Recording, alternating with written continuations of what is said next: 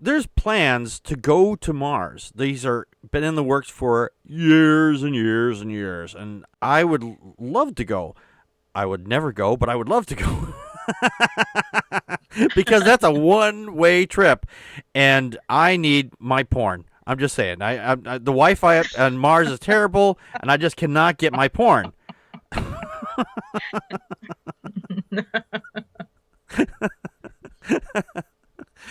But Mars is right now, as it is, it's basically unlivable because there's basically almost no atmosphere. The atmosphere is really super thin. But because we have very sensitive instruments here on Earth, and since Mars right now is at its closest point to the Earth, we can take some really interesting readings and measurements of this planet.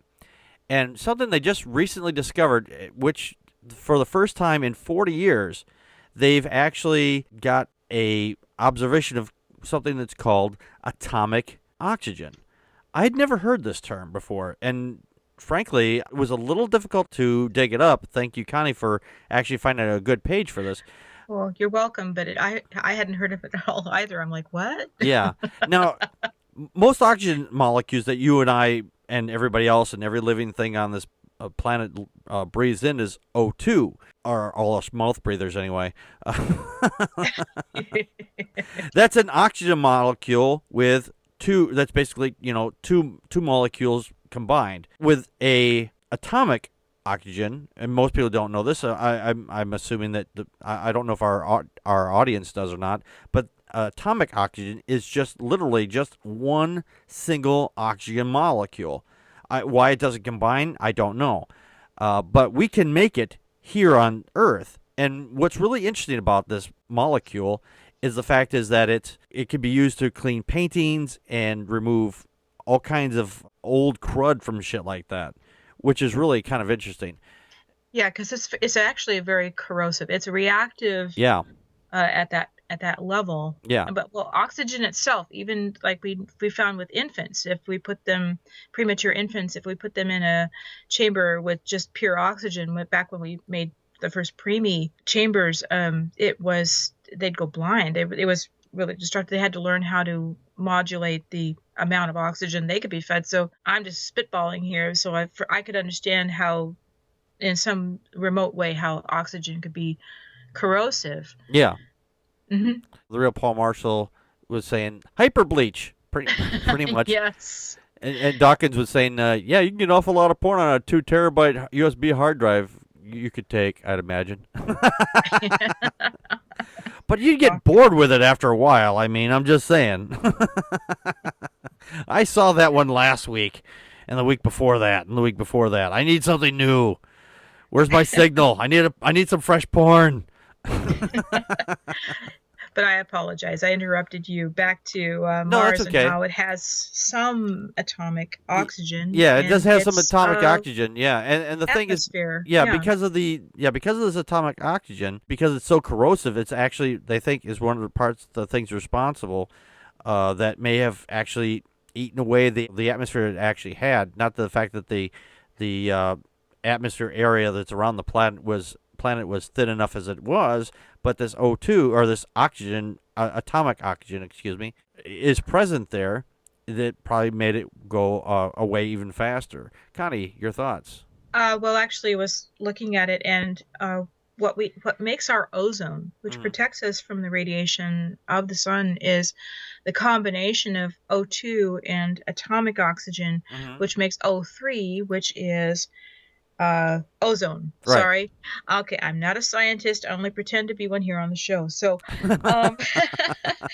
and by monitoring the levels of atomic oxygen in the upper layers on Mars, it tells us whether or not this planet could ever be truly habitable for us. And I'm trying to remember, understanding the highly reactive nature of the atom, oxygen, and the precise levels of atomic oxygen and ozone in the Martian atmosphere is vital to determining how friendly Mars would be to subsurface dwelling microbes. Yeah. So, and it's interesting because the Sophia, which is a 747 that has been retrofitted by NASA that's the thing that measured the atomic oxygen on Mars, which was measured way back in the 1960s and 70s. Yep.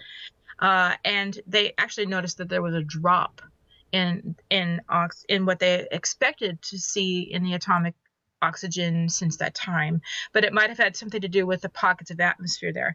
So Okay. Sophia is like a telescope, and our Mars rover is kind of like a microscope. This is my way of understanding it all. And so between the two of these, we're getting a better understanding of the big and the small picture on Mars, Yeah. because the Sophia can take like a continent-sized picture of Mars, and meanwhile the Mars rover's down there and is taking all these close-up photographs of it. So between the two of them, we're understanding a lot more about a planet that we've never even visited. Right. Which is kind of cool. I mean, it's really Yeah. kind of cool. Yeah. There's a picture of this particular camera, and it's quite literally a one-of-a-kind camera. It's huge. I mean, it looks like it's a milk tank, actually, with a lot of hoses The one on on it. Sophia? Yeah. Yeah. That thing is huge. Yeah. I would feel real nervous trying to carry this in the back of my truck. I'm sure there's a lot of very sensitive materials and mirrors and things in there. Like, oh yeah, just go around the corner once a little too fast. Oh, yep, millions of dollars of damage. Dawkins' dog. We need only survive long enough to reactivate the terraforming machine under the Martian pyramid. Yep, And total recall. Yep. Recall. Actually, that's a pretty cool movie. Yeah, the original was. Yes. The second one, I haven't seen the remake, but from what I hear, it wasn't really good anyway. So It was just okay. I prefer the Arnold Schwarzenegger one. yeah. Don't. One of the interesting things about this thing is that the way they discovered it is because stuff would come back in when the shuttle would come back in, and shit was all corroded. Yes. And it's like, what the hell's going on here? This is not from the heat signature from the ship coming down. It was something else, and that's how they discovered it. So, well, it's like you said, it's been restoring paintings by putting paintings in like a chamber, or using a pen light with the atomic oxygen on it to take smudges off of things. It helps to completely sterilize surgical implants. Yep. For the use in bodies, reducing the risk of inflammation, improving glucose monitoring devices, and texturing the surfaces of polymers to invite bone cell adhesion. And made me wonder if my hip implant, which by the way, I just had my checkup and it's working wonderfully. Excellent. Connie, the bionic co-host. Yeah. They're using it. So, and I was just kind of, God, I almost wish I would have called my surgeon today and say, look, do you use this thing on all of these implants? It's like the one you put in my leg, because it made me think of that, because that's an amazing thing. So I willing to bet you they probably did. So for just to get rid of bacteria, germs, and shit like that. So I'm not just bionic, I'm atomic. So, I am the shit. You are the shit. And now that I've bragged, I get to fall.